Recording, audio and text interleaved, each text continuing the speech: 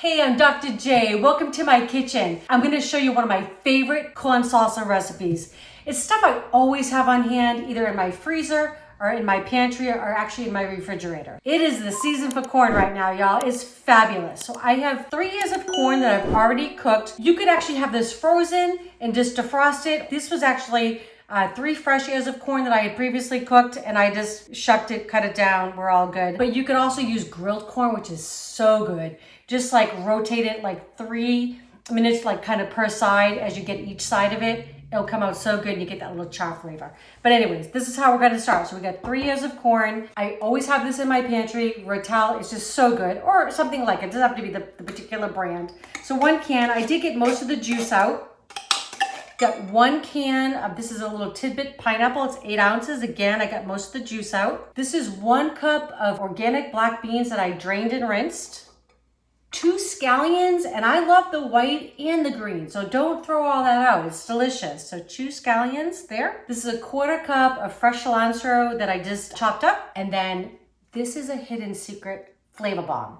These are chipotle peppers. You buy them in a can. They're smoked jalapenos, and then they have this, what they call adobo sauce that they're put in. It's like a vinegar based. It's so yummy. So I'm just gonna put that in, just 1 small one. Because we also have chilies that were in that can of Rotel. A little bit of salt. Always want to season, right? And I'll give you all the measurements for the recipe will be in the description below. Okay? A little bit of black pepper. I love this little electric grinder. Makes work a little bit easier. I'm going to put in just about a tablespoon of rice vinegar. You could use lime if you had that on hand. That would be fine too. It actually would be delicious. A little bit of olive oil, extra virgin, about the same amount. And then just a little tad of honey. I like a little bit of sweetness in there. A little bit of that going in. Just about a teaspoon. Not too much. Because the pineapple is going to add a lot of sweetness too. Okay. That's simple. So this is something you can definitely do on a weeknight, right? When you come home and you're going to make tacos. Oh, so good. Or you just want to put them with nachos or just have it as a side dish. That would be fine too, right? Oh, that looks so yummy. And like I said, these are things that I always have on hand. So I always make sure that my pantry, my freezer, and my refrigerator are always stocked with things that I know I can come home and make a quick meal. That came together in just a few minutes flat.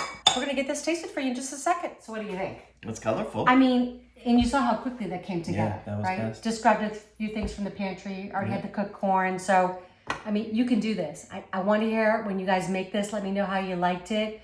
And you can also make it your own, right? A little avocado in there would be delicious too. I mean, we can use our imagination. A little lime zest. All right. Sounds good. I Let's know. do it. That sounds good. All right, I'm going in. I want to get like just a little bit of everything. That's what I try to do. Yep. Each scoop. Okay. There we go. All right. Cheers. Cheers. Mmm.